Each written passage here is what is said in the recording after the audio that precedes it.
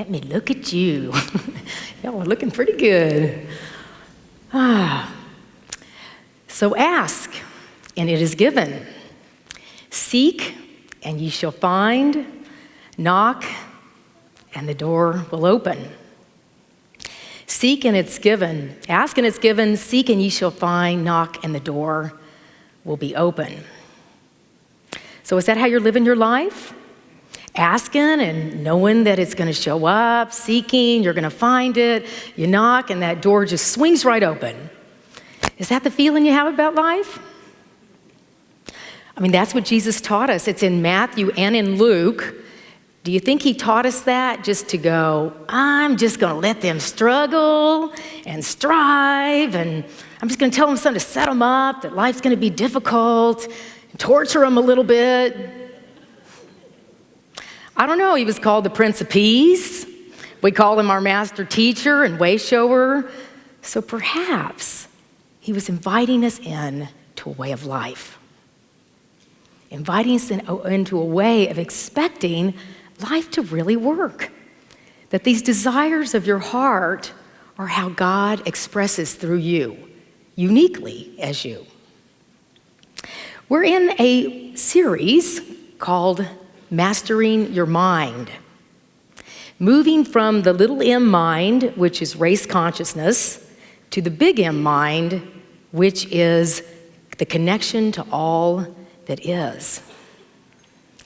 And so we are in our third week of this process, and today we're looking at asking, receiving, and agreeing, making a covenant. There are 7 steps to this process, and we looked at the last 4 last week, and they were recognizing, believing, surrendering, and releasing. And I'm sure you've mastered those by now. And now you've released and surrendered everything that wasn't working in your life, and you're ready to start asking. I joke because this is a way of life, the mastermind experience. And so we practice mastery. And something drew you out of that nice, snuggly bed you were in this morning to get up and get dressed and bring this wonderful body here that carries this beautiful spirit so we can awaken together. This opportunity to look at these principles allows us to live the life that we were born to live. There were 2 churches that were dealing with their summertime experience. One church said, it's summer. They had 2 services, and they said, it's summer, people are on vacation, they're not showing up at church. Let's go from 2 services down to 1 service, because people aren't going to show up in the summer. There was another church that said, summertime, people are out more, the weather's great, they like to get out, they're going to be out of their houses going around. We have 2 services, let's move to 3 services. So which church was right? Both of them. Because they decided they'd asked and they were going to receive what they'd asked for. So we get how important it is to learn to ask. Why don't you think we ask? Why don't you think we ask for what we want in life? Often we don't even know what we want in life. Did you grow up with the experience of I want to be a ballerina and somebody said, well, you're not very graceful? Or I want to be an astronaut, and well, you're not that smart. Or I want to do something, and well, this family's never done that. And by the way, your religion says you're a sinner anyway, so, good luck with that. One of my favorite mentors says that sin is self-induced nonsense. I love that. Right. So, whatever you're feeling that isn't okay about you is just not true. So we get to start practicing this idea of asking for what we want. So one reason we don't ask for what we want is often we don't know what we want. The second reason we don't ask for what we want is that we feel like it may upset the person that we're asking. And the third reason we don't ask for what we want is probably what you could identify with the most. What's going to happen if you don't get what you want? You're going to feel rejected, right? Oh my God. And we recognize pretty soon that the only person that can reject you is you. So we really want to unlearn a lot of these reasons not to ask. Do you recognize that no one can read your mind? Did we figure that out? That if you don't ask for things, people don't even know what you want. They may start guessing what you want. How many of us have ever thought, well, if you loved me, you'd know what I want? Have you noticed that doesn't work? That people need to know what you want, and you need to ask. You get all kinds of information when you ask. There was a policeman that pulled over a man that was weaving all over the road, and he said, "Sir, you're going to need to take a breathalyzer test." And the man said, "Well, I have asthma. I couldn't take a breathalyzer test. I'll have an immediate asthmatic attack, and I can't do that." He said, "Well, then you need to come down to the station, and we're going to give you a blood test." And he said, "Well, I'm a hemophiliac. If you poke me, I'll bleed to death." And he said, "Well, then you're going to need to give us a urine test." And he said, "Well, I'm also a diabetic, and I have low blood sugar, so I can't do the urine test." And he said, "Well, then I guess you're just going to have to get out of the car and walk the line here in the street." And he said, "Well, I can't do that either." And he said, "Why not?" He said, "'Cause I'm drunk."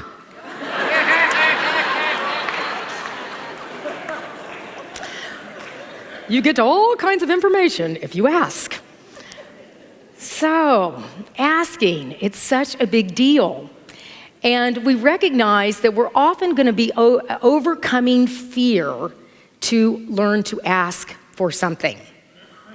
So the idea is that you can even say to someone that you're asking, "I'm afraid to say this, but I need to ask you this. Because my engagement in wanting to be in the mastery of my life is that I'm walking through fear. I'm going to feel the fear and do it anyway." And that we recognize that we have relationships in our life that allow us to grow. They're places where we get to say, "I'm in this relationship with you," whether it's a friend or a boss or certainly a partner, that I'm really interested in growing. I'm really interested in mastering my mind and being in this place of the big picture rather than the small story. I don't want to live in fear. I want to live in freedom. And so is that what our relationship's about? That I'm going to learn to ask you for what I need. I've had many experiences in this, and I'm so excited. I asked Janet, can I do ask, receive, and believe? Because I love this so much. Because I really get that my relationships are this opportunity to ask for things. This life is this opportunity to ask for things. Years ago, I was in a position that I really wanted to make more money. Anybody ever been in a job like that? Yeah. So I was really afraid to ask my boss about having more money. I was working with a coach at the time, and my coach said to me, "Heidi, you need to ask for something that's uncomfortable for you." And I thought, well, I don't want to do that. And he said, "Yes, but see, that's the reason why you're not making more money, because you don't believe in your own value." Now, we know our value isn't money, it's energy, but I needed this amount of money. And so I was the one that was not allowing myself to live in that place of feeling more open to it. So, I researched the other positions, in my field, and I recognized that, yes, people actually made this amount, and I did a lot of paperwork, and I went and I had talked to my boss, and we made an appointment, and very calmly I went in and said, "This is the research, and this is what I'd like to make." And we had a negotiation, we had a conversation, and it worked out that I did make that was a yes. But what I realized was it didn't matter if I got the raise. My work was to feel valuable enough to ask. Because friends, if it doesn't happen that you get it from the source that you're asking, it will, in this unlimited universe, come from another place. You'll get that surprise check in the mail, or you'll have this other opportunity of work, or something else will happen that will supply what you need because you've decided you're worth it. So I use the example of finances, but boy, this is really a big deal when you're asking people that you're in, intimate relationship with. And I believe that we're all in this, intimacy. I had this whole Facebook stuff is always kind of a little alarming to me, everybody showing everything. But, you know, I believe in authentic living, so, you know, throw it all up there.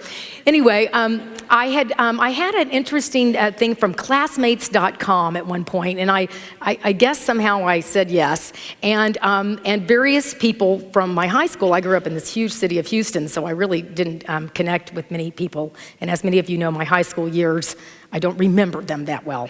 So anyway, I was looking on this, and this name came through that happened to me my very first boyfriend. You know, ever. I actually did remember him. But my very, very first boyfriend, and of course Janet and I have shared that we both dated the drug dealer. That's so weird. But anyway, he was still alive, and I'm still alive. It's a miracle.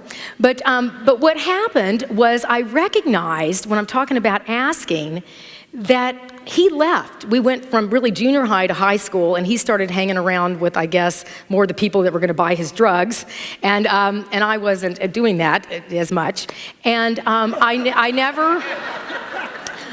There was a few courses I actually wanted to study, and so the bottom line was I never asked him why he left, and this is 35 years later, and I see his name, and I'm like. You know, I still have some pain around that, right? Because I never knew why when we got to high school that he left. So I'm recognizing I need to ask. I need to ask because strangely enough, I had drawn to me many people that left, you know? Because if we haven't healed this thing in us, we will continue to draw it to us until we get that we are valuable enough that if people leave, they leave, you know, whatever. It's not, I'm valuable enough where I don't have to take that stuff personally. So I sent an email that said, 35 years ago, he had come onto my classmates page, okay? I wasn't chasing him, right? And I said, 35 years ago, when we went to high school, you know, you left, and I never knew what happened. And I just wonder if you could tell me what happened. And then I went, send. Ah! And I recognized the huge amount of pain I'd been in for all these years, pretending like, I don't care why he left. Well, I really cared why he left. And so the main thing I had to do was ask. And I recognized by asking, by pushing send, I released it. It was strange. It was kind of interesting what he'd send back, but not so much, you know, that I took the initiative to feel good enough to ask. I'm sorry it took me 35 years to do this, but, you know, some of us are slow learners. So anyway, I got a response back, and he did say, you know, Heidi, I was such a jerk in those days. I'm like, yeah. I was such a jerk in those days, and you were such a wonderful person, and I just got carried away with all my stuff, and I was very irresponsible. I loved your family. I loved so many things about you, and I really apologize. Oh, boy. So I thought, well, how great. And we ended up having a conversation, and 35 years, he's changed, and he didn't look quite as cute as he did in junior high. But anyway, but regardless, I felt so empowered by asking.